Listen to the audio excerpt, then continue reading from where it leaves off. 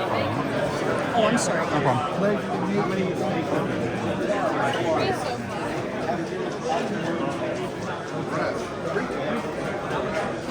When I watch one of these, I put myself in the position.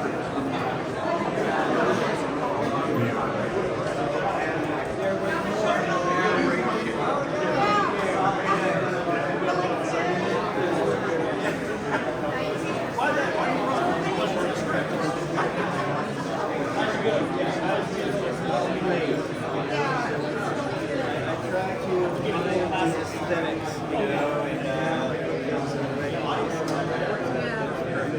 Thank you. I appreciate it. it's so fun now. Yeah. Yeah. Thank you. I had a quick question. How long did it take to get in and out of Fluffy costume? That is a great question. I mean, I can't remember like how many minutes. Yeah, but a while, right? Like forever. No, it's not like it was not hours. Yeah. At all. I mean, I'm thinking maybe 15 minutes. Because it was just like chest up and then the arms, right? That addresses your question. Oh, really? Okay. Yeah. This is not. I'm gonna make these available at some point, but I haven't. Oh. It's been a while since I've seen that Tom Savini footage. It's like 4 hours or whatever. Oh, I have. You know, It's pretty cool. Only a tiny bit. There's so much of that stuff, and I would love. I mean, you're right. There's hours and hours. But Yes. I was there for so much of it. He was like Yeah. a way early adopter.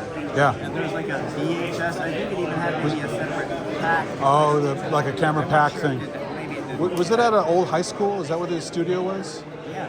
Is that still around, do you know, to go see? Well, I heard that it's in use. Yeah. I don't really know, but I heard that it's like some company like bought it and is using it as Okay. a commercial. It was. Do you remember what it was called or where it was? Do you remember what it was? I don't. It was in Monroeville somewhere out in like green rolling hills. Okay. I don't know where. You know who knows? Larry. Larry. Yeah, I did his tour yesterday. He's amazing. He knows. Guy knows everything about it. is. Yes. He knows everything. And it was called Penn Hall Academy. The school Okay. that had been there, and it was empty. Penn Hall Academy? I presume it was Okay. a high school. It was Okay. a school itself. Okay. And there was a gym, pretty big, and then we built a studio. That was it. The gym was the studio, right? Yeah, and Right. sets. Right. And on the side room, here I am. Oh, look at that. And that's Looks incredibly uncomfortable. it wasn't too uncomfortable except Yeah. the eyes. Oh, you had scleral contacts, right? Yes. Oh, that's brutal. It was brutal. I remember watching Michael Jackson Thriller making of, and he's crying when they put him in. The tears are flying out Oh, yeah, because they're it's so terrible. uncomfortable. Yeah, and you know, I mean, they're even custom molded Yeah. to my eyeball. Oh, that's got to be hard too. The mold. No, that was fun. You know what? I got sent to New York City where I was living at the time. Oh, okay. My dad lived there, and Yeah. I got sent home for a few days Ah. to go to a special optician to have my eyeballs cast. Do you know if it's the same guy who did the Thriller ones? There's a guy who did a lot of those eyes. Do you know I if have it's no idea. okay? It was an optician in New York City, and that's Yeah. all I can remember about it. But I mean, the costume itself was no big deal to wear. Was it stinky? Like yak hair, right? Was it yak hair? But yes, Yeah. it was. No, the yak hair was clean. And we spent hours doing it in. But you can see that I need help. People, a bunch of people Yeah. getting into it. That looks very much like Savini back there. Okay. I think. So the feet were on your knees, basically. So yeah. Well, Okay. they stood there out. Like, no, Yeah. I would be able to crawl around on my knees. Well, actually, there was a scene where, and I don't even know if it appears but where I was standing like inside the counter, right? Like it was cut in Yeah. little sets. Oh, for the crate on the counter. So the feet could be on the counter, and somebody, maybe Tom or somebody, these are gloves. You can put hands in there. Yeah. So somebody can do the feet. Right. And I was. Oh, I see. along the Okay. counter, Right. But I'm not sure if it. And did they encourage you to growl to the takes, or you just it was all quiet, or did you have you growl? Did you No, there's no need to make any noises. just to get the actors into it or something like that? Not really, no. No, okay. No, the It's scary with Stephen King. Oh, that's action was quite but so that's a picture of the process. Wow. And I mean, see, my eyes are Yeah, they gotta black out. your That's eyes the out, only yeah. makeup. Yeah. Otherwise, it's all just mechanical things that go on me. And I mean, it only takes several minutes to put on and take off. I mean, it's tight. It's like form fitting. So did you have more fun doing that, or just as the assistant for Tom? Well, I do both.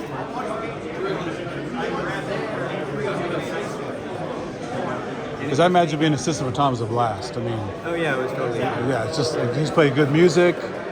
You're just sitting there hanging out. Well, you know, but I remember like us working on a horror film in New Jersey, The Prowler, and I just remember like the classic rock video station. I think we didn't really have the music going on. I was Well, on the into, like, video, it's on the video, so it's hard to tell if it's always on. But it's What kind of music? so it was prog rock from the time. Really? Yeah. Okay. And Maybe some that's just what was on the radio. I think so, Wait, yeah. is it like playing in the in background? that It's long just- video, yeah. And it's not added, right? It's No, it environmental sounds sound. hollow, like it's in the room. But the radio is just on. Yeah. Yeah. Yeah. Just, that's what it was. Yeah, no, it's cool. You gotta have something. If it's too quiet, We then didn't really have like, I don't know, cassettes or anything that we Yeah. were playing that I can recall. I remember Stephen King gave me his copy of the Ramones' End of the Century. oh, nice. That was the I love the Ramones. I got to see them play once before they disbanded. yeah. Yeah, it was so cool. They played.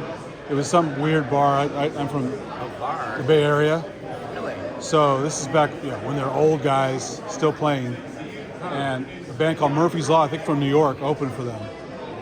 This famous song is called Beer, and the Ramones come on and they played most of their repertoire at double speed, Really? so they could barely get the words out. Joey's like, blah, blah, blah, blah, blah, and it was hilarious because it was still well played, but twice as fast. It was fucking crazy. They just wanted to get out of there? Or what? I don't know. I think it was just the energy. That's the punk rock energy, and they just went nuts, right? And we were just, my friend and I were just like, this is so crazy. It was a former Mexican restaurant Really? that it became a club called One Step Beyond, like the Madness song. Oh, I've heard of it. Yeah, I am from the Bay Area. Yeah, One Step Beyond it closed like late '80s or something like that. But we went there once for that show, and it was epic. So it wasn't just the size of a little bar, right? It was It was a giant Mexican restaurant, so it had the kind of adobe outside and stuff. It was repurposed into a club. Yeah, but how did you get to be his assistant? How did that start? It was a happy accident. Yeah. My dad was a gaffer Okay. in New York City. I was 17, and I was actually just in New York City for the summer. Yeah. And so my father got hired for a feature film in Buffalo, Oh. The Burning. Oh, wow. And, I didn't know that was shot in Buffalo. That's funny. What's that? I didn't know that was shot in Buffalo. That's funny. Yeah. It must have been freezing there in that water. It was more like it was summer. Yeah. It was summer. And it would actually, I don't know if we shot anything actually in Buffalo. We actually spent a lot of time in North Tonawanda. Okay. Yeah, great names out there. Yeah. And but my father told the assistant director who was trying to hire him, I guess, yeah, but my son's here from California. And the guy said, oh, we'll put him on the job. I had been doing production assistant. Yeah. So I thought, okay, great. I'll go be a production assistant on a movie. Because we've just been doing like videos. Yeah. And I got there, and the producers were like, okay. And I show up, I was like, hi, I'm ready. And these two guys said to me, oh, wait a minute. we need to give Savini an assistant. Ah. Okay, that's Tom Savini. You were in the back. Okay. So introduce yourself. And that was that. And we got along great. And he just started showing me, here's how we make the molds, here's how we mix the stuff. Yeah. And, you know, I had always been like making and building things as a kid. Oh, okay, so you had some I was ready to hands-on be, stuff. like, doing stuff. Yeah. So I took to it easily, and then He seems, as he should, like kind of a perfectionist. Was he kind of a taskmaster? Like, oh, don't do it this way, do it this way. And no, I mean, is he cool most of the time? Is it? I think that probably I was doing it okay. Like he didn't have to. Like, Right, yeah. Come down You weren't on screwing me up, yeah. too hard. I don't Yeah. think I screwed up a whole lot. Yeah. And I mean, basically it starts. I mean, you know, it's like here's plaster, here's how you mix it. You got to stir it a certain amount. Here's the proportions. And I was able to handle it. And no, we had a lot of fun. Actually. Yeah. It was all like playing around. I mean, it was serious work. Yeah, sure. Thing. Right. But, I mean, we just had lots of fun. It was fun stuff. And like, Did you mostly work with the molds, or did you have to deal with some of the nasty chemicals like acetone and things like that? oh yeah, we had lots Yeah. of acetone, but So ventilation and all that stuff, because it's pretty scary stuff, right? we didn't have to use acetone a whole lot. I do remember spilling a can of acetone on the floor one time. And Yeah. telling me, Darryl, that's acetone. And I'm like, yeah, I know. Well, because I started with the Dick Smith book and then his book, Grand Illusions, Yeah. as a kid, and there's that rigid collodion you put on your thing to draw the face together and make a scar, Oh yeah. and you use acetone to take it off. No. Well, I mean, I did. And apparently, yeah. Luckily, it was ventilated and I didn't have a reaction. But I quickly learned, because in his book, he confessed to having poor ventilation early on and starting to have liver damage. Tom? Yeah. In his book, he talks about in Grand Illusions. Okay, so Because of ventilation I issues. read the entire thing. I mean, I had the book. Really well. He had learned by the time I hooked up. Yeah. With him, okay. And you know, for removing makeup and glue, we had something called isopropyl uracil. Okay. Which is not like exactly. It's not isopropyl alcohol. Yeah. Sandwiches in the green room if you want to go. Oh yeah, you know, I was thinking of that. Thank you for reminding me. I gotta go get some. It's a more mild milder. salt that Yeah. is fine on your skin. Yeah, because I have a little, ever since COVID, I have a little vial of spray alcohol I carry everywhere with me. Because I use isopropyl alcohol for everything in my Yeah. life. I'm always like cleaning some kind of sticky gunk off of something. Exactly, or yeah. some kind of Works crap great. on stuff, or I'm removing a sticker from something. And I worked at a video store in high school in the 80s, and we used lighter fluid to take the stickers off. It's just Lighter fluid. pretty nasty, but beautiful on adhesive. it's Takes it stinky. right off. Oh really? Okay. Because we had those security stickers when people try to steal a tape, and it says, it leaves a trace behind, those little security stickers. So when we had to resell like used tapes, You dumb teenagers, you didn't know about rubbing alcohol? well, the lighter fluid is actually better for this. Not as The strong. chemical nature, I forgot the difference. Okay, yeah. It's a My total. chemistry days a long time ago, but All right. But, can I watch out here? no worries. Yeah, but lighter fluid is stinky. It is. But man, it was beautiful on those stickers. Actually, so that's a good tip. But then it's not bad. It's bad for your skin, and you're smelling all the time. So it's not the best thing. What I would do Yeah. personally is I would follow it up with some strong alcohol to try Yeah. and get rid of the lighter fluid. Exactly, yeah. residue. Because the alcohol just goes away. Yeah. Just like that. Although alcohol, they had some recent things. All the alcohol being used for COVID and stuff, and people in close quarters and stuff. There's been some. I haven't read the whole article, but there's been some articles out there somewhere about inhaling too much isopropanol and causing nerve damage. Really. Yeah. Well, you might want to look that up. Yeah. I mean, it's like any other solvent like that. It's kind of brutal, right? Inhale a whole lot of That's Steelman, isn't it? Isn't that Steelman right there? it. No. Who is that? He's the guy who makes all these. That's that guy. Oh, okay. That's wild. And he's got. It's perfect for preppers, Yeah. homemade Yes. defense Well, stuff. So you would need to learn how to do what he does. Yeah. Is the deal. Yeah. Sure. He's got that whole vibe going on over there. Like, okay, here's like the weapon you make out of a baseball and some bolts.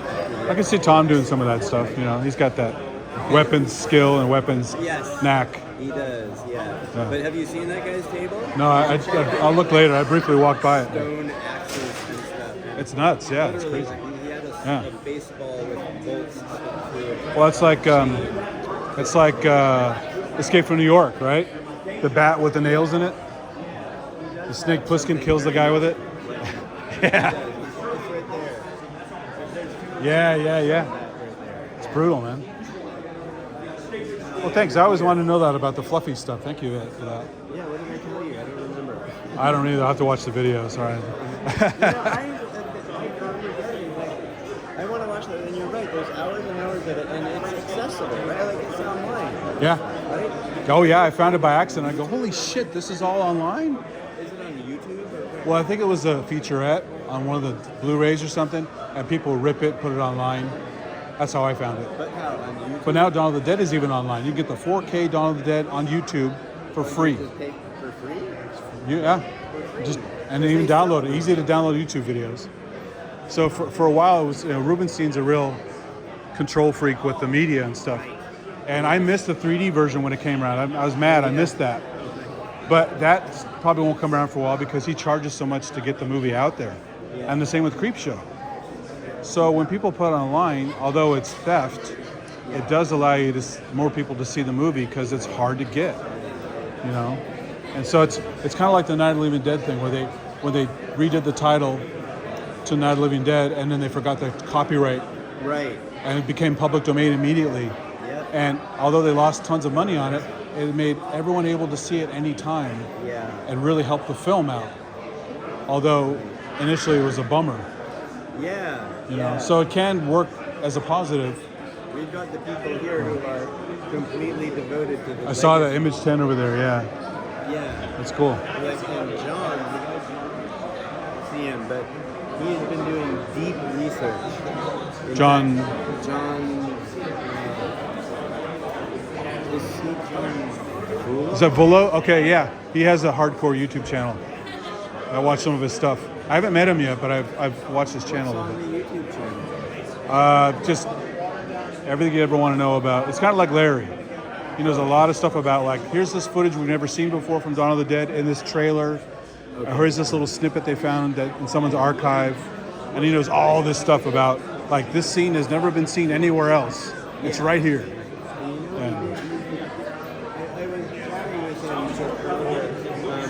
He has been researching like a private detective. He's been like going into like the newspapers Wow. of the 60s Yeah. and looking at obituaries and like everything. Wow. He found a woman named Sharon who's down there somewhere. Yeah. Did you meet her? No, but it's one of the Night of the Living Dead people.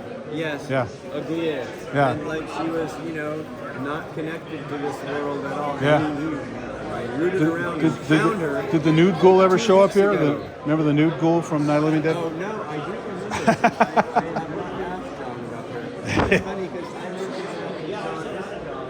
Yeah. I was chatting with him and I thought, well, so the naked ghoul would be a hit, right? If I she tell was you. around, like, is she around? So Yeah. I mean, the mall would probably object to the actual image, but you never know. I go to a lot of graphics conventions and stuff, and sometimes some of these like Comic-Cons and SIGGRAPHs and stuff go to like some of the Disney properties and use their expo halls, and some of that like manga art and stuff like that, and is very sexy, racy kind of stuff. Yeah. And Disney's like, no, you can't display that here. Even though it's art, they won't allow it. It's not like pornography, it's art. Yeah. But it's Disney, we can't do that. I'm like, you guys aren't all that clean, so, yeah. Anyway, Yeah. good stuff though. John's the guy. What was the next thing you worked on after Creepshow?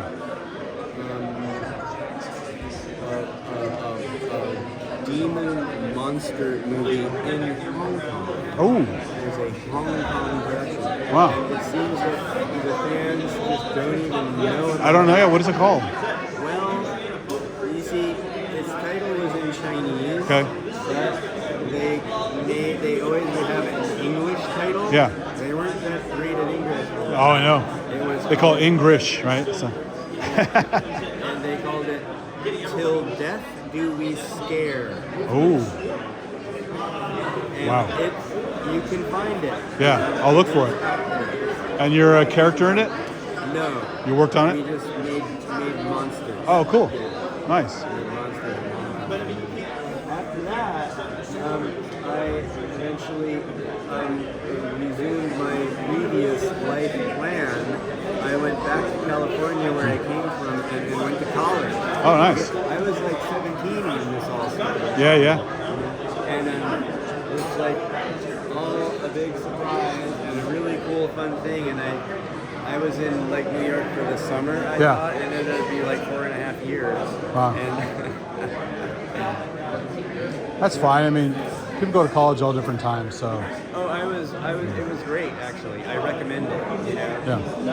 I was like a few years older than my classmates, but nobody really knew unless they got to be a good Do people friend of recognize mine. you at all from behind the scenes stuff or anything? No. No? And in fact, like I kind of didn't even know.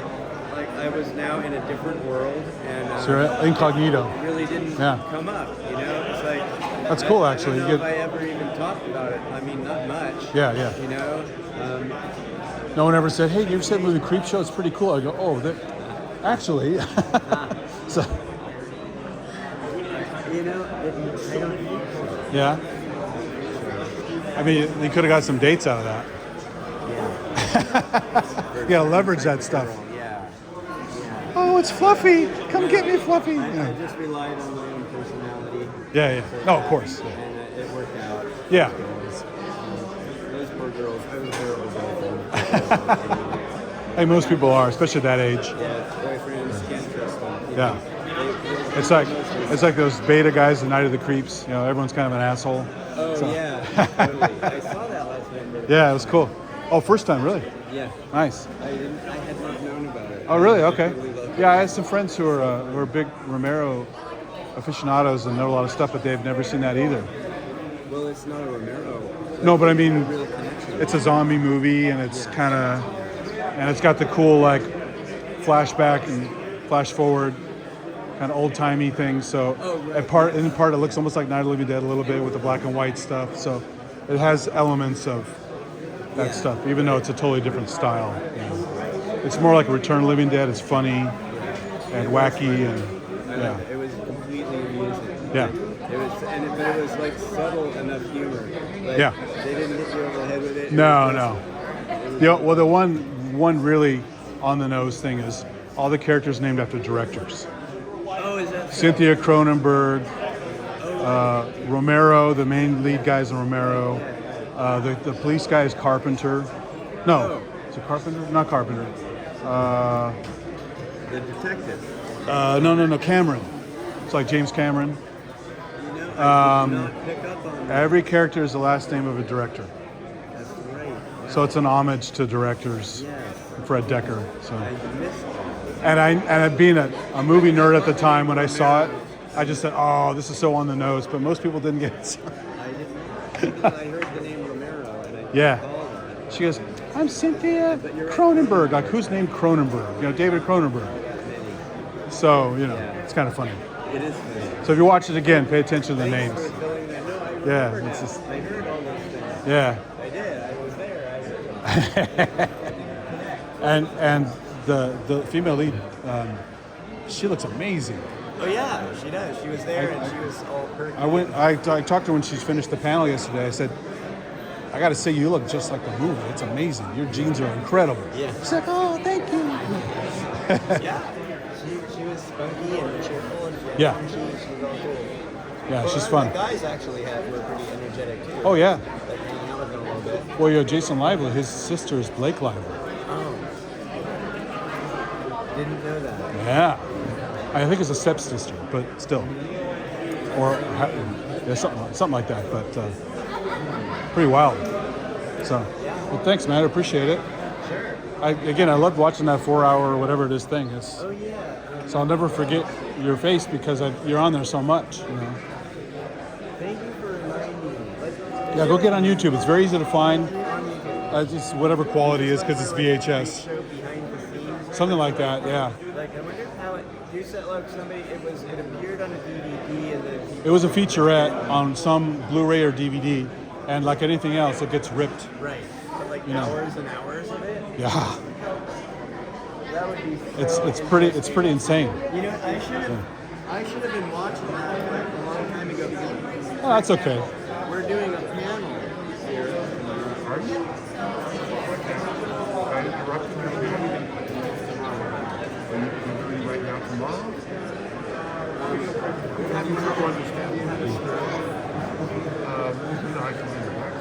Oh yeah. Can you imitate the Chief Woodenhead howl? I have a friend who always, every time he calls me, Yeah. greets me by saying, "Yata hey, Chief." Or Yata hey, yeah. He does it. You figure out what. Yeah, what's a koane? The other one he says. Yeah, yeah. Goodbye. Right? Yeah, okay, goodbye. Yata hey's hello. I don't know if those are authentic. Somebody made them up. Some made up stuff, yeah. I don't know. I should know it from my blood. It's like Klingon, it's like made up, you know. Yeah. There's a Hitchcock film where they made up the whole language. Really? The Lady Vanishes. Oh, Really I never saw that one. I got to check that out. Oh, it's a great I was a film. huge Hitchcock fan for a long time. So. You know what? You get the Criterion discs Yeah. of Lady Vanishes and 39 Steps. I should be paying some. I'm in space. Okay. They have the best commentary track. Wow. That's where I found that out. Okay. Both of them are brilliant. You know what's a trip is Rope. It's like 7 edits. Because it's a play, Rope, it was a play turned into a movie. And it only has 7 edits in the entire movie. And they hide them. Yeah, they push in, it gets dark, and then they cut there, and they move the sets around. I get nervous watching that. It's just on the behalf of the actors. Like, don't make a mistake. It's Well, because they would literally, the camera goes this way, they're moving sets. And then they turn the camera, and the set changes. It's crazy, right? So. They They're nuts. changed the While the camera's going, they change angles, over here. and then they come back over here, and now they've changed the set. Usually That's the way to do it. they had to do 10-minute takes, but then they would pan into like the back of a black jacket. Exactly, And yeah. then they didn't have to do it. The thing Right. wasn't done continuously. The movie illusion is that it's real. totally, yeah, exactly. But there's a George Clooney movie he made as a director. It was also a play turned into a movie, and they did the same thing. As the camera moved, they were moving all the sets around, and it comes back around, and there was no cheat. He actually turns, and the set changes. You know the film High Noon? Yeah. I read a book about it this year. And when you see clocks in the movie, the first one you see in the movie High Noon, you'll see a clock on the wall. And the first one that you see, it says like, it's like 20 minutes of 11. And it is the amount of time. It's real screen time. From that point They on, mapped it all out, yeah. every time you see a clock, it's the amount of time it's actually elapsed in the film. It's very clever. It's, Yeah. I mean, to think of doing that, Yeah. then nobody's going to notice it in the film. I never noticed it. I don't know, I have to go when look. It finally gets to Yeah. noon, it stops. They don't show any more clocks. Yeah. But, and the first one is also, it's like, I forgot what it is, 10 minutes, it's probably 10 minutes Right, to right. 11, and it has been 10 minutes that have elapsed, maybe 10 after 11. And, no, it's not that. Yeah. No, it has to be, it's like an hour before the Sure, guy sure, appears. yeah. So it must be about 15 minutes before, it's 15 minutes of That's elapsed very clever. from the beginning of the film. Yeah. That's classical, that's OCD. Yeah. Filmmaking. Can you imagine? And it's again for the fans who pay attention. Like I didn't even notice. I've seen it. So they couldn't have done the shots with the clocks, I figure, until the edit was being done. Yeah. Because there's no way they could map exactly how much you'd see. Well, they could have shot the clock 10 times. Like I made this shot of this clock, and they just advance it 5 minutes and do a bunch of shots, and then they use the right one. I suspect it would have been easier once they'd done that. Because everything has to stop. It was to the minute. You know what I mean? And these days it wouldn't be a big deal. CGI. Oh sure. Make a clock. Yeah. It's way too easy to cheat these days. That's an amazing film. Yeah. So real quick on your Woodenhead thing, how long did it take to get into makeup? Well, the makeup was actually a costume. Oh, it was. It was like being in a giant comic. Okay. And there was a part that was like putting on a shirt. Right. And there's pants. Okay. And there was the feet, the shoes, and then there was a head thing that was a complete helmet. Okay. And the eyes were, I couldn't control the eyes. Oh, so it's all animatronic. Okay. Motors. Okay. Right. So, but that Because it also- looked like it'd be really hard to move in that thing. It wasn't hard to move. Yeah. It was hard to see. Yeah. And it was hard to breathe because it was sealed. The only giveaway is when you do this and the fingers go beep. So we talked about that in our panel. Yeah, yeah. And it drove me nuts when I saw it. Yeah, yeah. And I couldn't tell because the fingers were longer than my hand. Sure. So I had no way to know. Yeah. Well, they should have designed it to not do that. It's like when you watch those alien movies with long fingers and they're all jiggly. Oh, yeah. It's like, put a bone in there, you know? I found out yesterday for the first time because Mike was in the Yeah.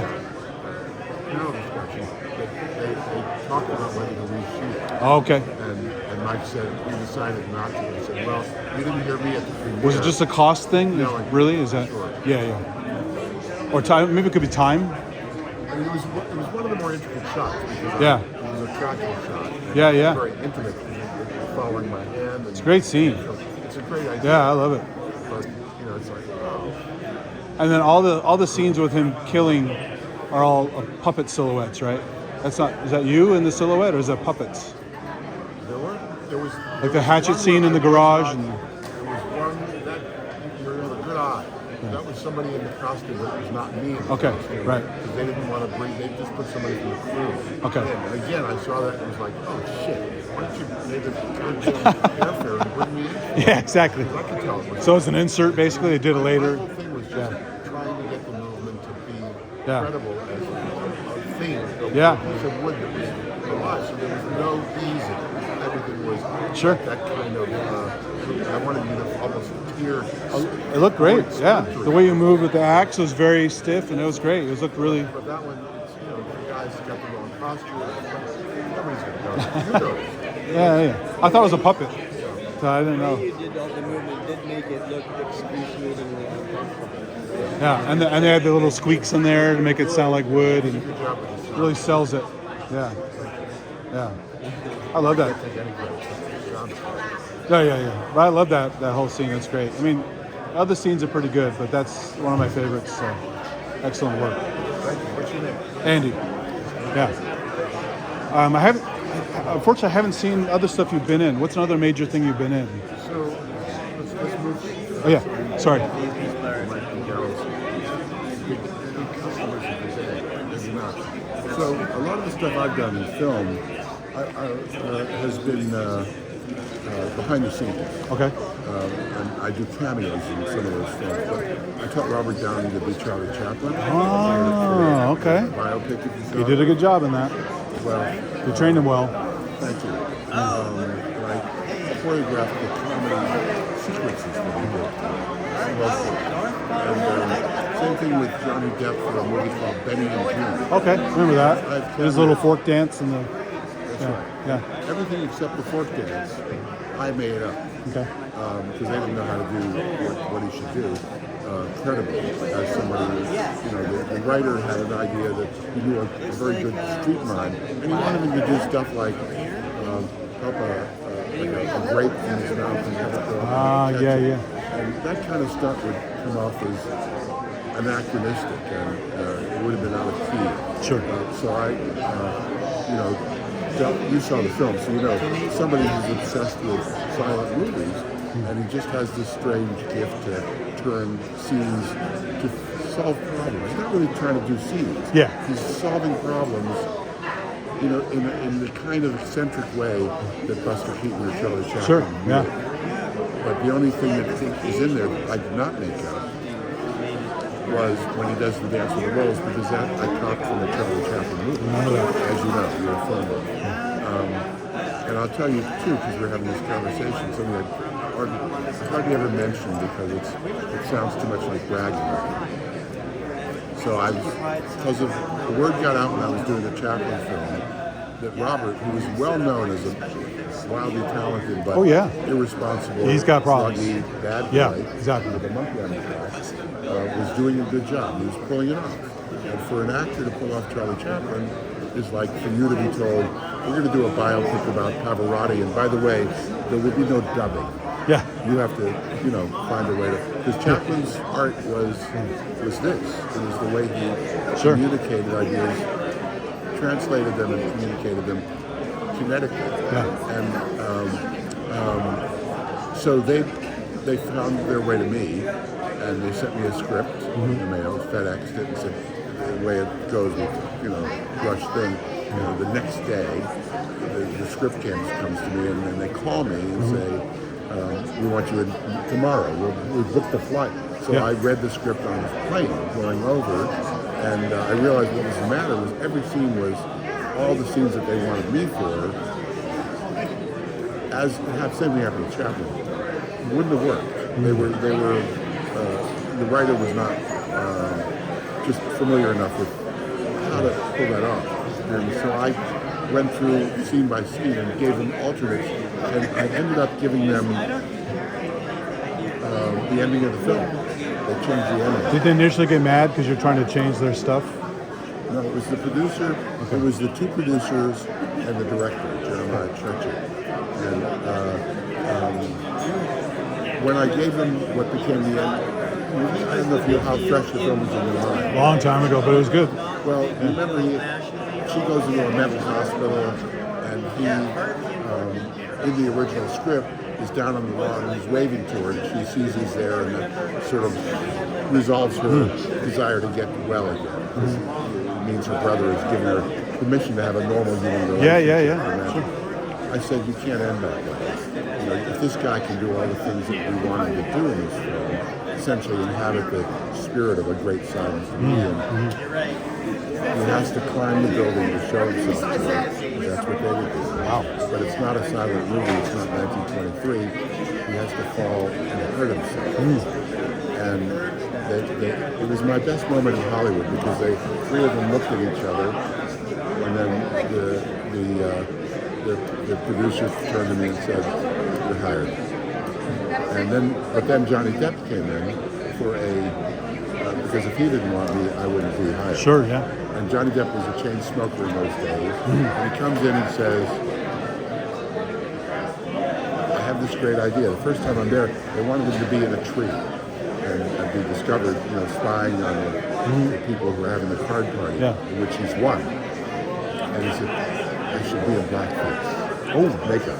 And you could see the rest of everybody in the room is white, but you could see the two ladies who were the producers and Jeremiah blanched. I mean, the blood drain. And I used to working with actors and stuff, so I just said, "That's such a great idea. And, let's talk about that," and just glide over it because I didn't forget it. But he worked it in later because when he does that slide on the floor, it's like he's doing an Al Jolson. Right. Yeah. And then I took the cigarette and I pushed it up my nose. I do magic. And he said, "Whoa, I have to learn how to do that." And I told him, "If you can learn how to do this, I'll show it to you." Oh, that's a trick. It's a good trick. Yeah, it's not a trick. It's just a. Oops. It's just 1,000 hours. He came back. He couldn't do it, but he could almost start. And so magic became our dessert. Yeah. But that's why this ended up in Pirates of the Caribbean. Because the first one, it's not him doing it. It's clicking over a skeleton, it's animated. Yeah. But I wasn't on that shoot, but I would bet my life that nobody else on the set would have thought of that.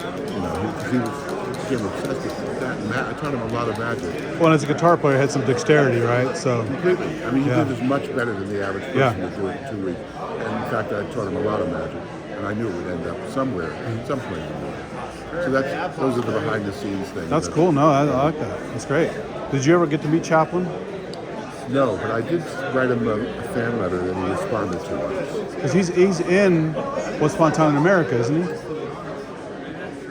I thought he was in that movie briefly. One of those movies, one of those period movies. It probably was just showing a film clip. Yeah, because didn't he live till like the 70s, 80s, the early 80s? 77. Okay, so he wouldn't have been in that then. What was he in? Maybe Ragtime? Was he in the movie Ragtime? No? Is that too late? He wasn't making any, he didn't appear in other people's Well, everyone was a cameo or something like that. I wasn't sure. He didn't do that, He okay. did some in the 20s for Friends. Okay. But, not really. Right. Okay. Yeah, he's You might amazing. be thinking of, his last film was made in 1966. Okay. It starred Sophia Loren and Marlon Brando. It's called The Countess from Hong Kong. Oh, no, I haven't seen that And one. he makes a cameo in that. He didn't Okay. star in it. It was the only Okay. film he made that he didn't star in. Well, he made one of them. Yeah, interesting. And he plays a steward that comes to the door and he's drunk. Okay. Now I have to go check that out. But like you mentioned Buster Keaton, I mean, those guys are putting their life on the line all the time. Like the buildings falling, all that timing stuff. Yeah, like, it's- holy it's- shit. it's Hanging hair-raising. from the Herald, what's his name? The guy, the clock tower guy, hanging from the Wow. Yeah. Herald something. I watched that. I had a family over that I know. They had several children. The youngest was kindergarten. And we're watching the one who does that. Harold Lloyd. Yeah. And she looks at me while he's coming. And she said, "Did this really happen?" We're worried because, of course, it just makes it crazy. Yeah. Yeah, the different time. No CGI, no wires. Well, they took precautions, but Yeah. they were also Like Jackie Chan's one of those modern guys who does all this stuff and hurts modeled something all the time. himself- He modeled himself after Keaton. Yeah. And Keaton himself broke many bones. Of course, it broke So his cool. neck in one film. Wow. Luckily, it wasn't a break that obviously paralyzed Yeah, him. yeah. But, the scenes in the film, you can see it. I actually met a guy. I'm from the Bay Area, so I briefly knew a guy in San Francisco who's Out there. You what? You're out there? I do a lot of stuff at the Niles S&A Silent Film Museum. Oh, no way. You know about that? Niles Fremont, right? Yeah. Yeah. I live in like a Mountain View, Sunnyvale area. Yeah. But when did I a go show hiking, once you at can see Mountain the View Niles. There's a little Niles sign on the hills. Have you ever seen that? It's like their yeah. Hollywood little Niles. Well, and they've made themselves because it's the early film studio. Yeah. It's great. It's a great little museum. And cool. I'll check it films out. I every haven't seen weekend. it. They have live music. Nice. Live musicians. Okay. Company. It's a nice compliment to the Silent Film Festival. But in their museum, it's fabulous. You can crank the silent camera yourself. Oh, nice. And they have the best collection of S&A posters Okay. anywhere in the world. And S&A made the best posters of any movie. Yeah, if you hadn't told me, I'd never know it. So beautiful. I'll have to go check it out for sure. Every weekend they Yeah. have. Just go onto their website. Yeah. You'll see. It's every weekend there's something else. But the guy I knew in San Francisco, he was an old vaudevillian as a kid, You know and he about had Billy? permanent neck problems. What were they doing, Bob? He and his sister had an act they did together with these crazy like acrobatics and twisting around in their heads and all this kind of stuff. And he's permanently damaged the rest of his life from all those stunts. Because they're not trained stunt people like you would have now. They're just pick it up along the way, and no special care taken or whatever. They just do the tricks. They happen to be able to do it. Maybe they're flexible, but he said his whole life is back and neck problems. And he was an amazing piano player. He gave a friend and I once a concert in his own house. He prepared like all these Rachmaninoff pieces and stuff. He made a program, had to sit down. Okay, the next one we're going to do is this. He goes to his piano and belts it out. And my jaw dropped because not only was he such a good player, but he had this whole little life as a vaudevillian. He showed us old pictures and stuff. Oh, wow, I would have loved that. Oh, it's crazy. You know where to get with this stuff? I don't even know if he's still alive. I lost contact with him. But he wasn't doing so well money-wise. He was living in a kind of not so great part of town. But when we got invited to that, and I love Rachmaninoff, classical stuff in general, and just to be bathed in that with his playing was awesome. That's my meet. I know an actor I work with in a show. And he did a show at the Paper Mill Playhouse in New Jersey with Eddie Bracken. Remember Okay, Eddie yeah. Bracken? So he said Eddie He's in Tales from the Bracken- Dark Side.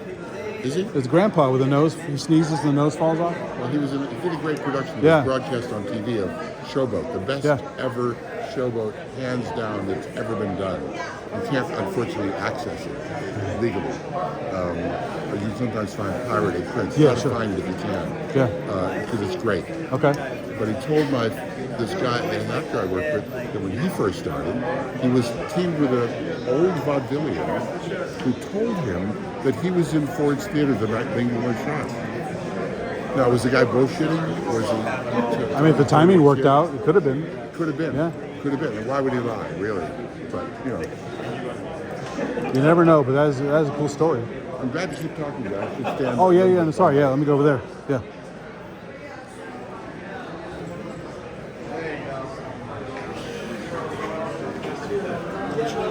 Oh, Andy. Yeah. Nice to talk to you again. I like the little magic tricks. That's cool. I never got into it. I definitely don't have the talent.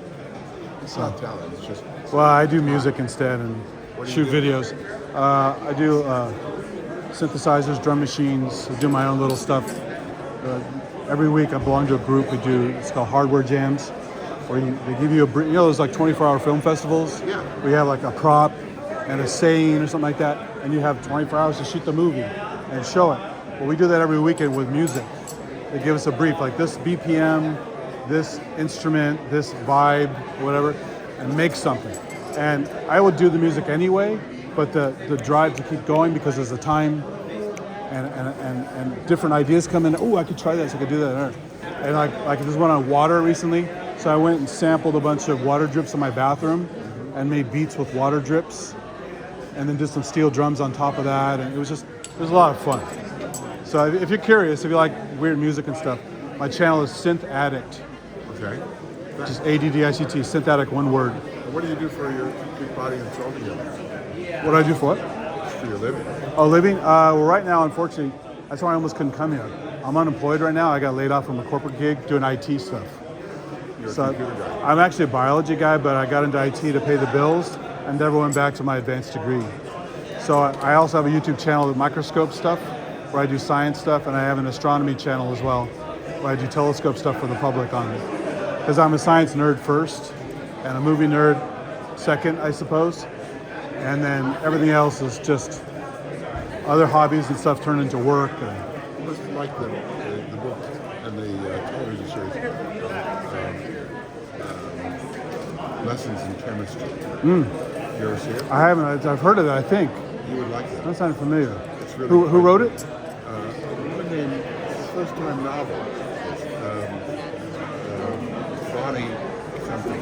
Okay. But you'd find it at the library. It's been a bestseller. No, it sounds good. Bestseller for over a year. And we made it into a TV series Okay. with Gwen Larson, but it's not nearly as good. Okay. But check the book out. It's a good. Sounds. Anything to do with science and even remotely science is cool for me. Because it's really frustrating. I was talking about COVID earlier, and all this like medical denial stuff and propaganda stuff. We're living for a very It's terrible. And this internet is supposed to make everything. This is supposed to be a golden age of information, and it's the opposite. There's so much nonsense out there, and the average person either didn't pay attention in school, or it's the fault of the school system not educating them well enough on history and science and all that stuff. So everyone just like blows stuff off as trivial, when it's the body of work is all there. Like people say, we didn't go to the moon. There's so much evidence. I have friends that work at NASA. There's so much evidence we went to the moon that if you had a strong enough telescope, you could see the stages they left behind. They bounce a laser off the moon every once in a while with the sensors they put there to keep track of the distance of the moon on a regular basis. I just saw a bumper sticker I really liked. On somebody's car. Yeah. It said, "Believe scientists, not morons." Are you waiting for me? Oh, okay.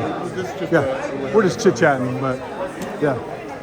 But anyway, yeah, it's sad right now because I was going to go and educator and do research, get my PhD and stuff, and I think I'd be really upset now with the climate and might say something to get me fired, because I'm just so frustrated with the way things are going. Yeah, but I think there's still half the world that's not. Yeah. But anyway, thanks. Unfortunately, they've been given rhetoric that allows them to accuse us of what they are. Well, and the politicians are reinforcing it, and Totally. the media really fucks things up. It's a weird time, and it's not just stupid people, which is a sad thing. Oh, I know. That's really sad. I have neighbors who are really good neighbors, good people. And I said, "Are you going to vote for Donald Trump?" And he said, "We talked to the Catholic, and the only thing you care about is the abortion issue. But if that's all you care about, that's your choice." Yeah. But I said, "But then how can you vote for somebody who's caused tens of thousands of people to lose their lives who wouldn't have without his disinformation, without his lies?" Well, he made it so that the vaccine came out quickly, and then quickly said, "Well, you probably shouldn't take it." I'm like, what an asshole, Well, why isn't he? That's what his base likes. Yeah, his base likes that content. I get it. So it's rough, and even though now as a felon, he's still going to win probably. That's hopeful. That's just Yeah. hopeful. I know. Maybe he'll turn into a zombie. We got to get Chief Woodenhead to take care of him. Lock him up. Thanks, man. Good to see you. Nice talking to you. Yeah.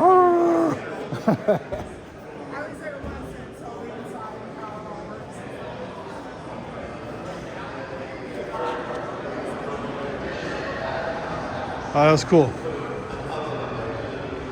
That's the guy who played Chief Woodenhead in Creepshow 2. It was amazing. 20-year-old fans. It was like the Bugs Bunny cartoon where the little dog is jumping around the tree. Here's the KNB FX team talking about their history. We were the little dogs, and Tom was the big dog. And we were so excited, and we were like, "What was it like this?" And he'd be like, "All right." And I'll never forget. Which you might remember this. Tom had plaster molds from Dawn of the Dead, like all the zombie rooms. So he had this mold, and we worshipped it every day. Like, that's the mold of the moons from Dawn of the Dead. And Tom got so sick of us fucking around with it that he took a hammer and went away. And then I went to church and glued it back down. So after, Greg and I, we worked on Evil Dead 2 and all that, Greg and I went directly on a Creepshow 2. Like, literally finished it, and off we went. So you left early. Yeah, I left a little early. And then Greg met me and Mike Tersick in Brooklyn and New York where we built it. Anyhow, but it's been a great career. I mean, we worked together, we lived together. So originally, KNB was Bob Kurtzman, the K, Greg Nicotero, the N, and Howard Berger, the B. And we all had a house we shared. We called it the House of Wayward Makeup Artists. So if you were a makeup effects person and you didn't have a place to stay, you would stay with us. You could come stay at our place on the floor, a futon or whatever, And we always had parties on Saturday night. We were like total blowouts. And you'd wake up in the morning and there'd be drunken, passed out makeup effects people all over your house and all that. It was really a lot of fun. But at a certain point, we decided we wanted to start our own company. And during Evil Dead 2. Yeah, during Evil Dead, we just rolled the dice and just said, okay, we're done working for other people. We're just going to do it. And our first movie was a film called Intruder, or also known as Night Crew. And I think all of us got paid like $700 each to do it. But it gave us a chance to get a front card that said Makeup Effects by Kurtzman, Nicotero and Berger, FX Group. And then that just kind of started the whole thing. And that was, 36 and a half years ago. The catch-22 is they'll never hire you to do a movie, to key a movie, unless you've keyed a movie. But you can't key a movie because they won't hire you to do it. So it was this weird thing. And when we did Evil Dead 2, like I was saying yesterday in the panel with Tom and Marty, I created my job. My title didn't exist prior to Day of the Dead. So when we started on Evil Dead 2, I coordinated the department. Howard was basically the key. He coordinated all the shop stuff, and Kurtzman was one of the main applications. So we each sort of complemented each other and brought something to the table. And then when Creepshow 2 happened, Richard Rubenstein wanted me to do the same job that I had done for Tom on Day of the Dead. So they were like, okay, so Greg will come in, Howard will come in, and then Ed French. And so I was kind of there, weirdly enough, to let production know how things were going. And Creepshow 2, there were some challenges in that project. And I'd worked around town and Howard had worked around town, so we knew how shit needed to get done. And unfortunately, stuff wasn't getting done the way it needed to get done for Creepshow 2. And Michael came to visit one day, and I kind of said to them, look, I'm not really confident that what we're building is going to be what Michael wants. And I got reprimanded by Ed French, and they put me on a plane and they sent me to Arizona to get me away from Ed. And they're like, you just stay here with Ed Fountain, and you make all the blobs. And you make the blobs for the raft, and Howard will stay and he'll supervise Chief Woodenhead. And then lo and behold, David Ball and Michael showed up, and my instincts sadly were correct. And Howard was put in charge. So Howard ultimately inherited Creepshow 2 because we had the experience. We knew what Michael wanted. And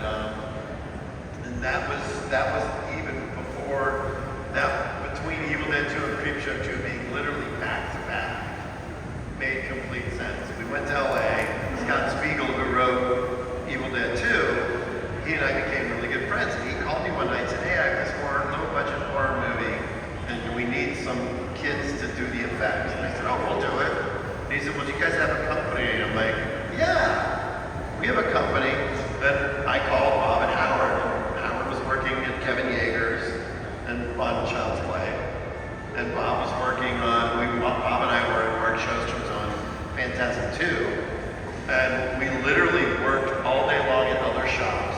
And then at night, we would leave work and go work at art shows or go work at our own shop all night long, and then go back. So for like 3 weeks, we didn't sleep, but we were 23 at the time. Like, who gives a shit?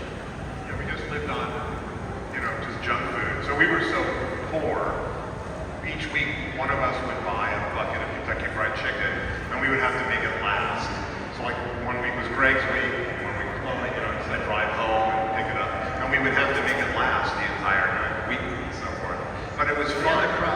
Well, we had, and we also had the honor store, remember, in the shop, and we tore that apart. So yeah, it was like we stole money from that all the time, But anyhow, KNB really grew and grew, and we started to really get a good reputation. And at first in the late '80s into the early '90s, it was a lot of gore stuff, and then we started doing creature stuff and so forth. And then we ended up getting onto some great projects. Obviously, Greg brought in Walking Dead, which has been like the driving force for KNB for 14 years. And Greg is actually the only makeup effects person, I know I've said this before, who has successfully become a director, producer, writer, showrunner, with Walking Dead and all the other Walking Dead shows on top of the Creep Show TV show. So it's pretty spectacular, and I just always think back, like when I first met Greg living in North Hills, he just had originally just taken a semester off from med school to work with Savini. And then after that, he's like, I'm going to join the circus, in LA. And it's been great ever since. And the thing with Greg and I is, it's like, aside from having a great working relationship and a great friendship for these past 40 years, we're like brothers. Like, I didn't have a brother, I have 3 sisters, but Greg is like, he's totally my brother, and we interact every single day, and it's, really fun, and we have a great time. And this has been a joy, because I haven't been to Pittsburgh with him since 1991 was the last time I was here with Greg. So it's been great, and meeting everybody and seeing how excited people are about KNB's work and all the movies we've done. It's been fun. Got a question? Yes. I know, Greg obviously had the most obvious entry point into effects, which was pre-med, like you were saying yesterday. But what was your entry point into effects? Well, for me, my entry point was, I grew up in Los Angeles. My dad was in the film industry. He was a post-production sound editor. And I love movies, and I love monsters, and my parents encouraged it. And I just started doing stuff on my own in my bedroom. And then I found out that there was this guy named Stan Winston, who wasn't well known then, and he had just done the Star Wars Holiday Special. And I was like, I know that's Stan Winston. And he was really walking distance from my house where I grew up, about 2 miles. So I packed up all my garbage, and I didn't have much. I was like 12 years old. And I walked up the street and knocked on the door, and Stan opened it and let me in and said everything I brought was trash.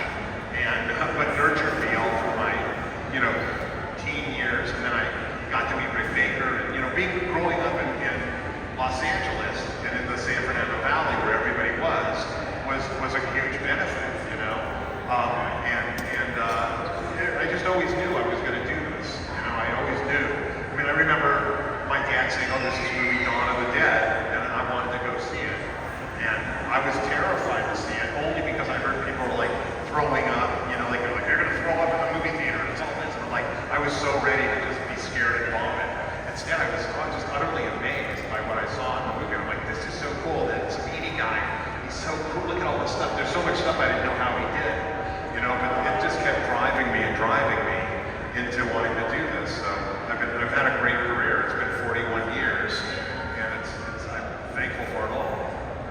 And that work, the work that Tom did, the work that George did, the work that everybody, it was groundbreaking back then. We got into the industry at the perfect time. There was this big wave of practical makeup effects movies that started in the mid-'70s with Dawn of the Dead and Friday the 13th, and then you get into American Werewolf and The Howling and The Thing, and then you get through like Poltergeist, and right when you get to like 1984, 85, when Day of the Dead is, every single movie, my goal every summer was,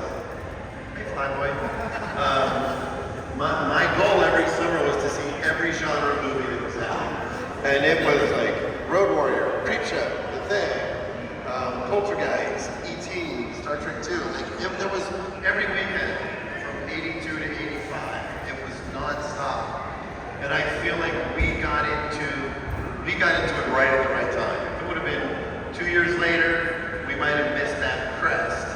And within a year and a half of KNB's inception, I went on an interview with, I talked about this a little bit yesterday, with Deborah Hill for a movie called White Dog. We did a called Gross Anatomy.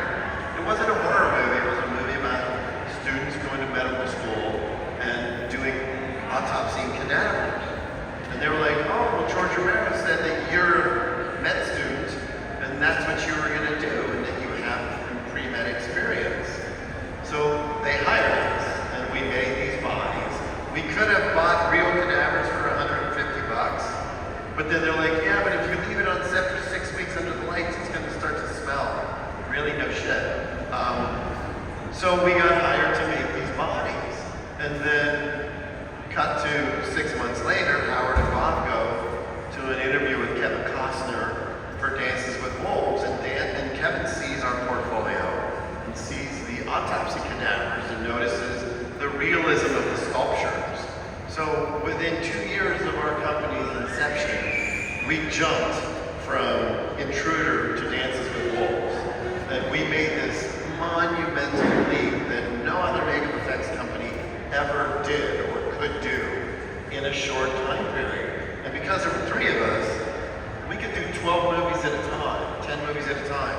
Howard would supervise 3, and I would supervise 3, and Bob would supervise 1, and spend too much money. And almost bankrupted us many times.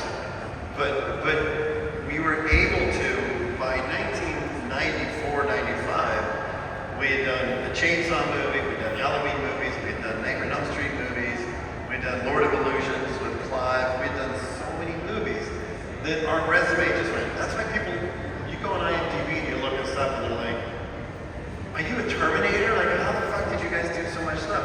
And it's because we loved it, we loved the art form, we wanted to work on every project that we could, and we just were ravenous for it, and would jump from show to show to show. You know, I went from Halloween 5 to Dancing with Wolves, and then came back and Chainsaw 3, and then went to New York and met you for Tales from the Dark Side, the movie, all within a 4-month period. So I was telling somebody earlier, it was like we were gypsies.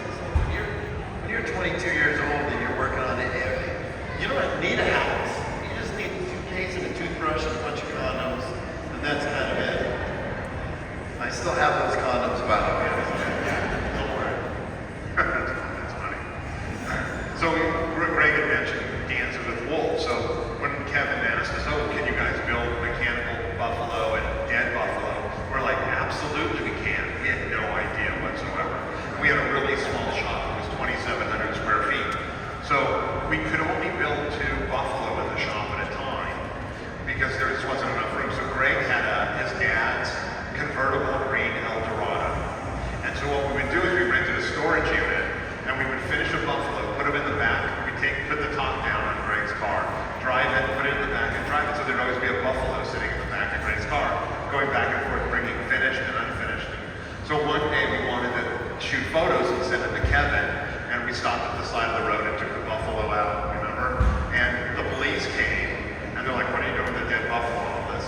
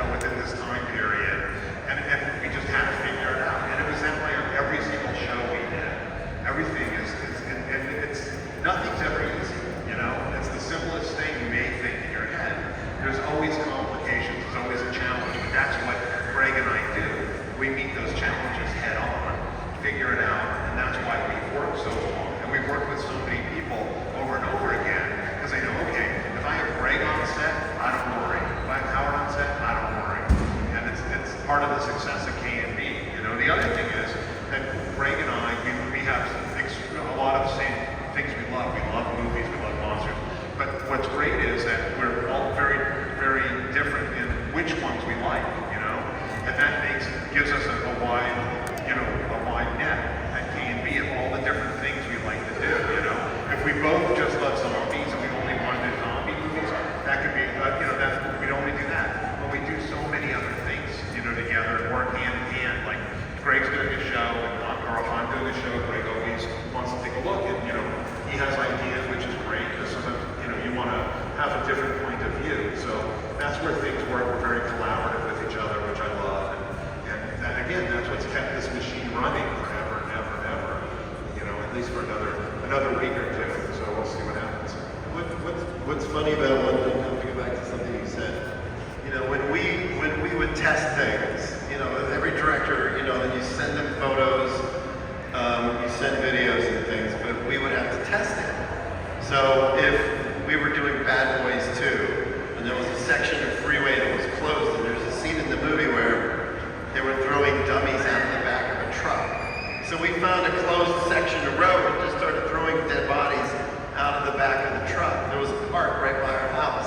Anytime we had like a gorilla or a lion or something, we would just pull them to the park, jump out of the car, and do all this crazy stuff. And people would be like their babies, walking by with a tiger standing over there.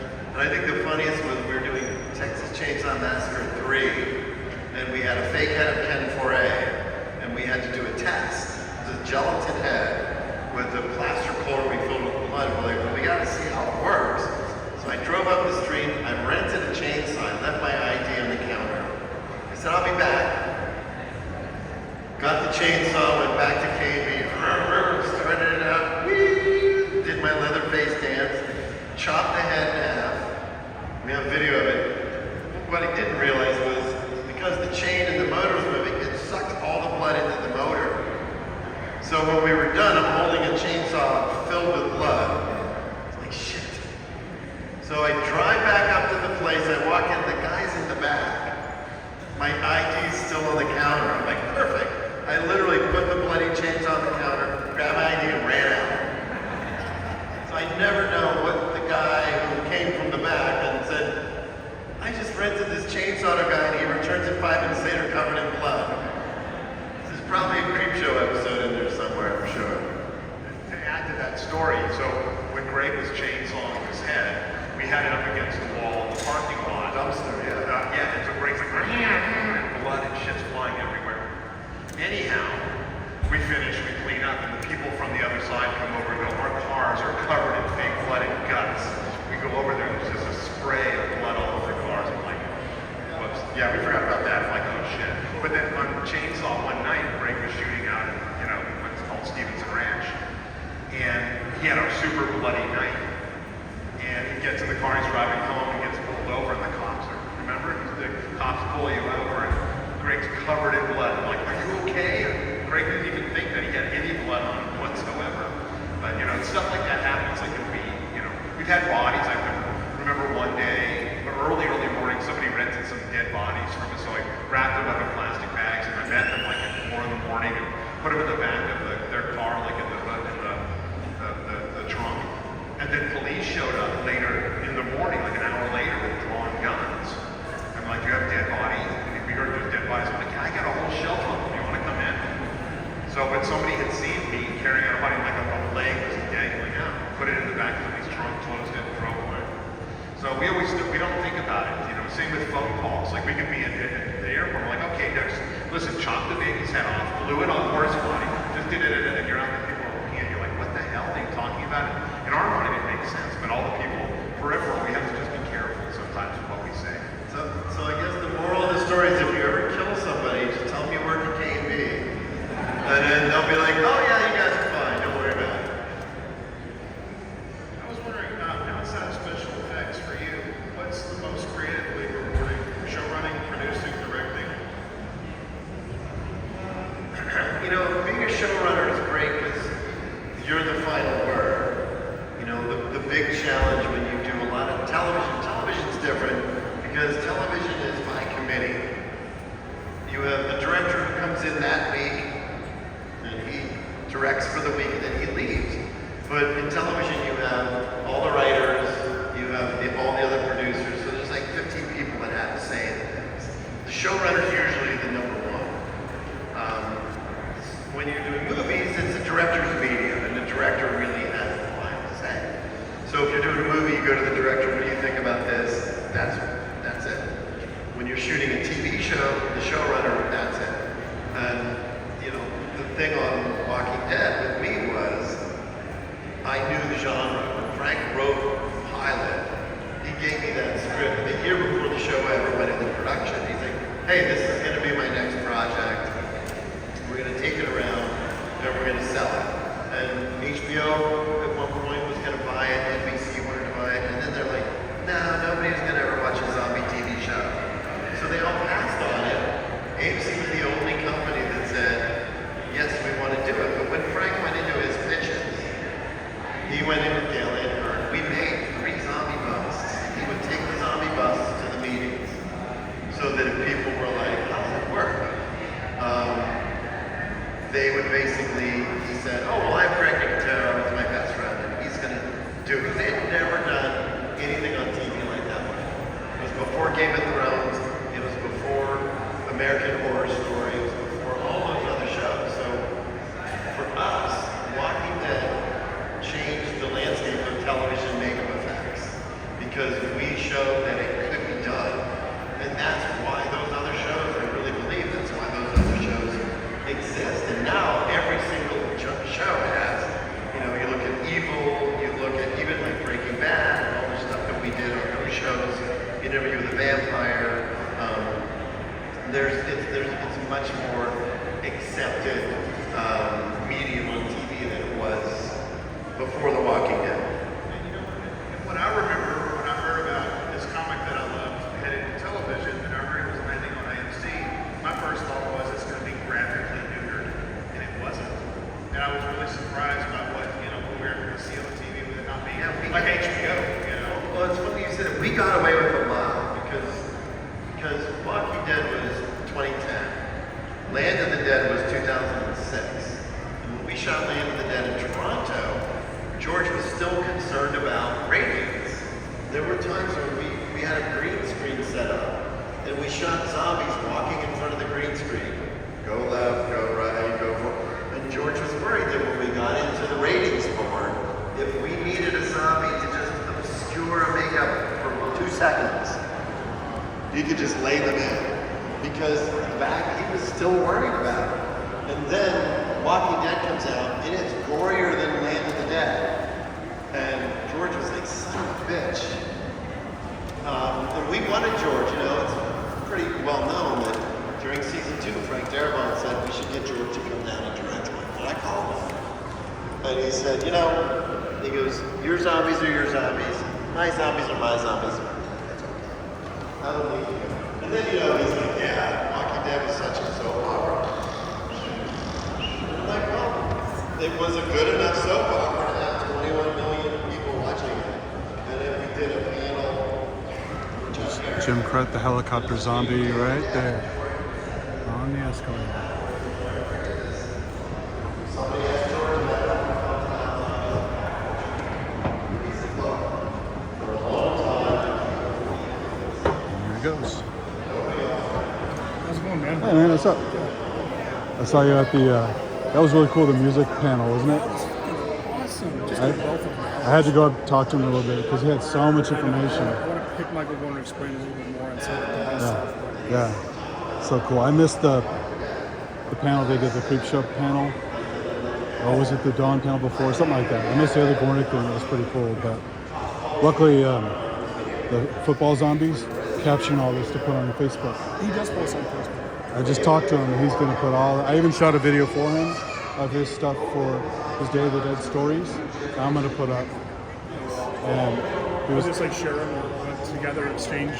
I mean, he can have them if you want, but I'm going to put them on my channel, and he can link to it or whatever he wants to do with it. But super nice guy, in fact. And he does this every year with him filming. The guy's like a fucking ninja. He films his photos and everything. So these are all well documented. Totally. Yeah.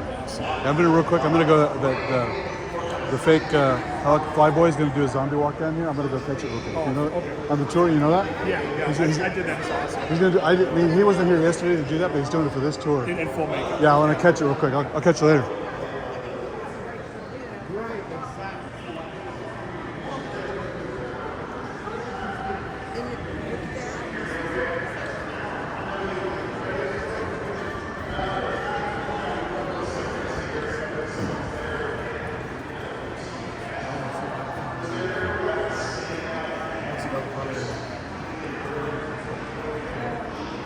Hopefully I'm not too late. He hasn't done the zombie walk yet.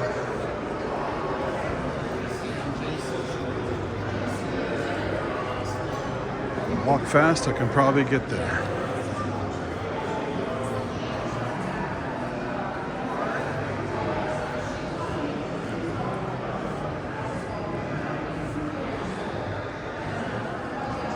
I know they have to do a side tour at the district first.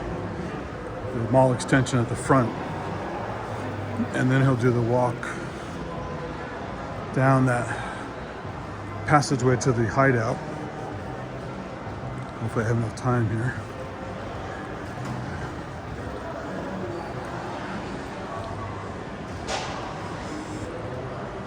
I think they're still at the district talking about stuff. Yeah, I hear him talking down there, so they didn't do it yet.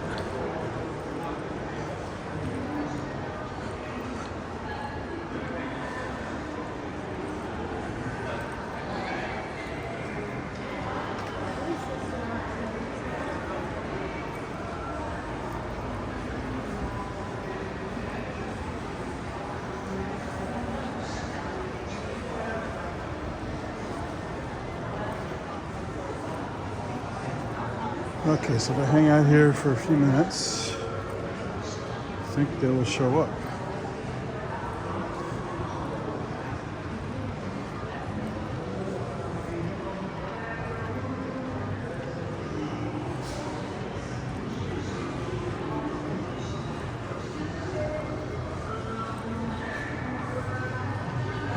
This is it, right by the Auntie Anne's Pretzels. Restrooms, Armed Forces Recruiting, childcare. There's the hallway to the secret area, and they're not there yet. So just hang out for a little bit.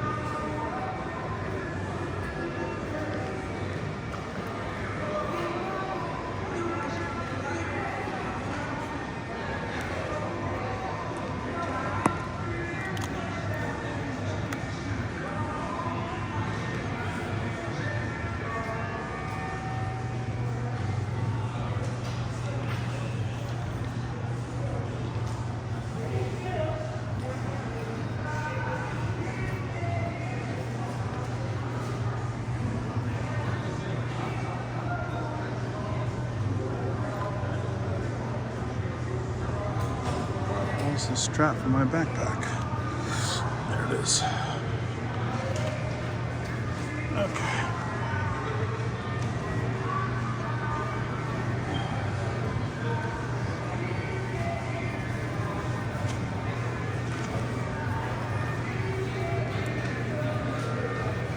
How's it going? So they're doing the tour today? I did it yesterday. I know, I was there with you. Yeah. But I'm going to do it again on Sunday. well, here's the cool thing. Yeah. They should be here any minute because the guy at Flyboy's in his makeup. Oh, Oh, here he is. Thanks for the heads up. And he's going to do the walk in front of the crowd. I saw it yesterday. Yeah, he's going to do the, when Lawrence did the walk, he's going to do it instead. Perfect timing bumping Yeah. into you. There he is. Yeah. Are you about to do the walk for the tour? Excellent. I saw you go up the escalator. I got to follow. Oh, man. Yeah. So, Thanks, Scott. You're absolutely amazing.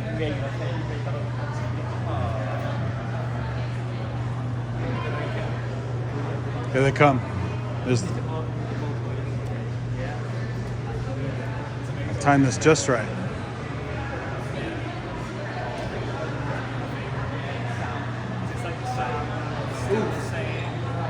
Yeah, here they come.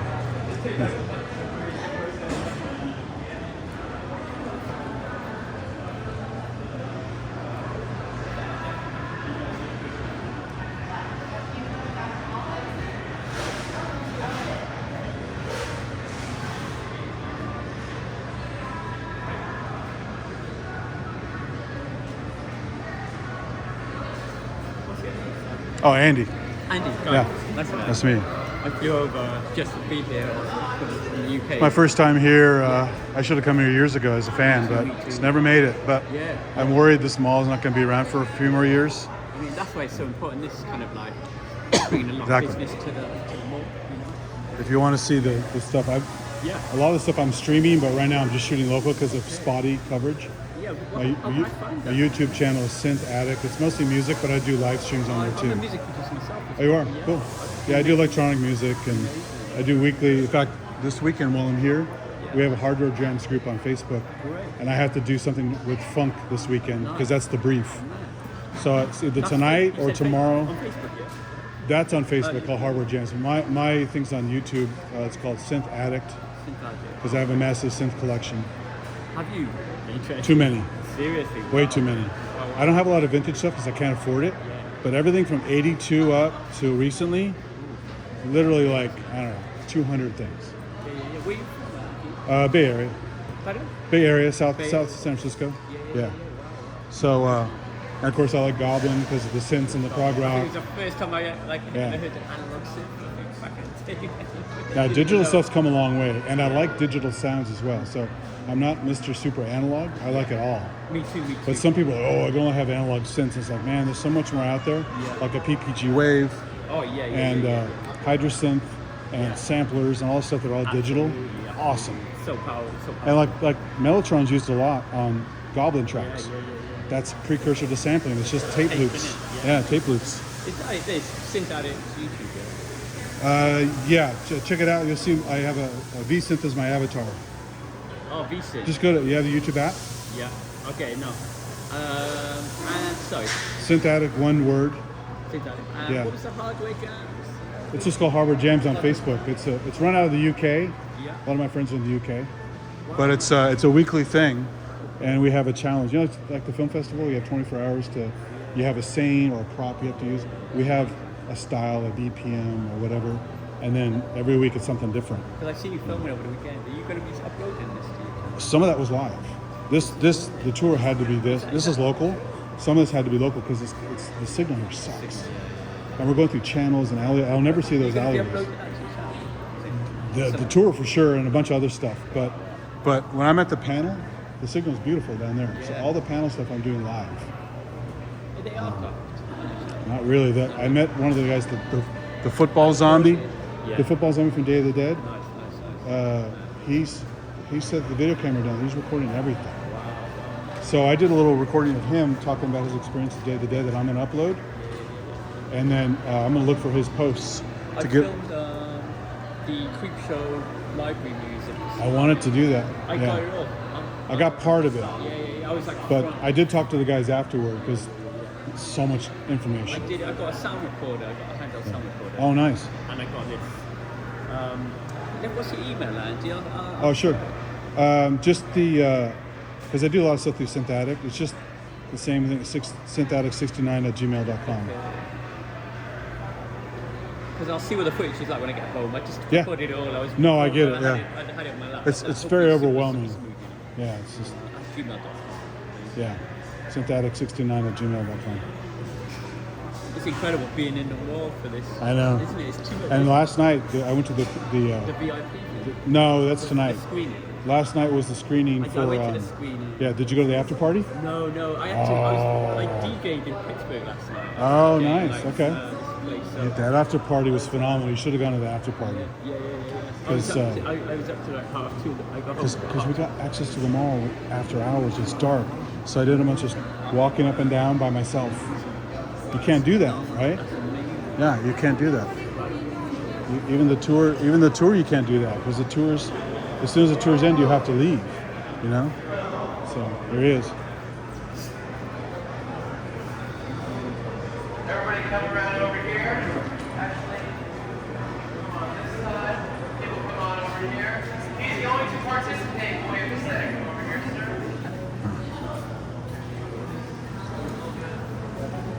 Everybody come in over here. I have to do less come through here. So everybody come over here. Come over here. Come around and keep this chair right here. Everybody come over here. Don't necessarily come here. I'm going to run over here.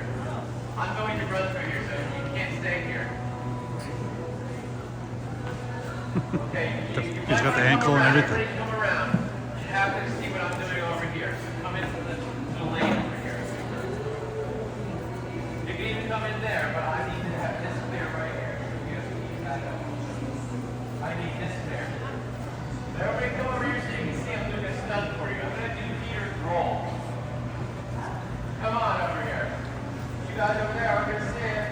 You got to come around, come around. Go around in the back over here so you can see. I want to come through here. Stay back, all right? So this is the main hall. As you can see, all the heroes come into and out of, through the movie. Take them up at one point, so they're going to go on the left. They're all lined up here. Roger sends the yellow flag. Peter, Steven, and Frank. So we're doing right here. And you can get out of the wall. And they go to and start running the zombies in. Going on the left.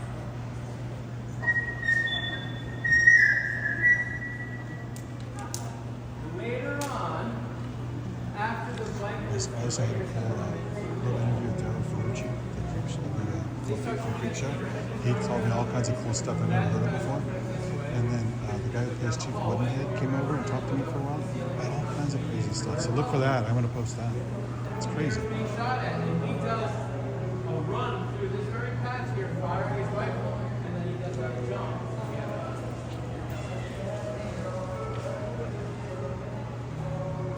Wait. Sorry. Alright, so Peter's got his rifle. He's firing. Boom, boom, boom. He does a jump. And it's not me. Herbs on Thursdays.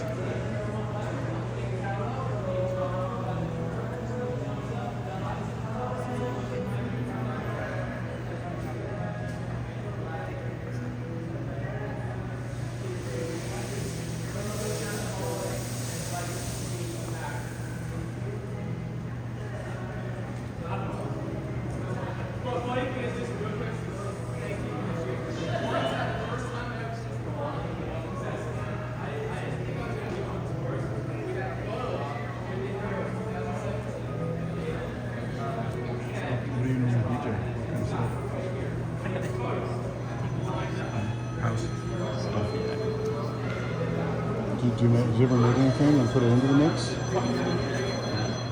I've got an Instagram, DJ, my name's Guy. DJ? My name's Guy. Guy, G-U-Y. okay. DJ Guy UK is my Oh, okay, cool. I'll look it up. I had an album, Instant Inspiration Dance. Nice. I've been making music, DJing in clubs since 1990. Making cool. music since like 1990. So you know Mike Dredd? Cosmic Commando, Mike Dredd, all that stuff. So I got to meet him years ago and stayed Facebook friends with him. He came out to meet a friend in San Francisco. We watched him play live. And I almost convinced him to do some kind of live set at my place with all my shit set up.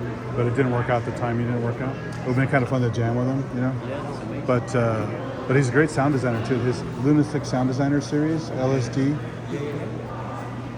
really cool. Yeah. Like I learned some stuff that not using anything he did because he doesn't give secrets out, but I missed it by accident on my modular system. Was doing like water drops and stuff with all kinds of weird stuff that sounded like a lot of his experiments. It's very clever. So I learned a lot from just by listening. Everybody come in. Please come in. Because he's going to come in and do his whole thing. You can go anywhere you want on the sides. Everybody come in. All right. Well, Flyboy, shoot Flyboy. Anytime you're ready, brother.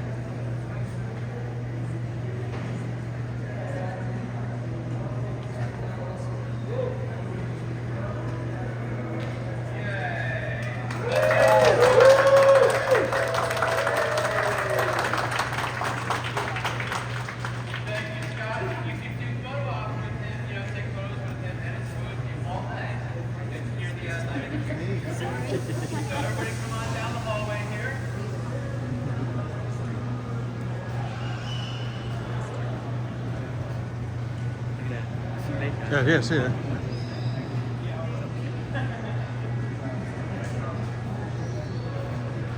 Well done, well done. Thank you. Command performance. You look tired. Yeah, that's a lot of work, right? Because you're using different muscles. And How'd you get that ankle thing figured out without hurting yourself? That whole ankle thing's tough, right? Yeah.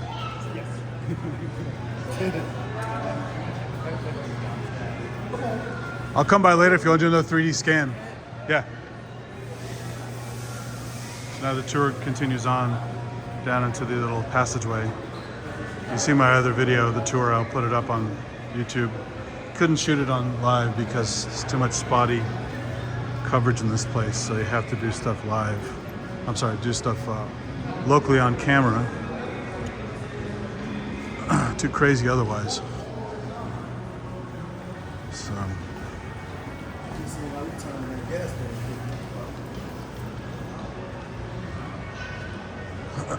It's kind of fun to be here with the working mall with just regular shoppers going, what the fuck is going on? All these people with their cameras and costumes, and it's fanaticism in the most fun way.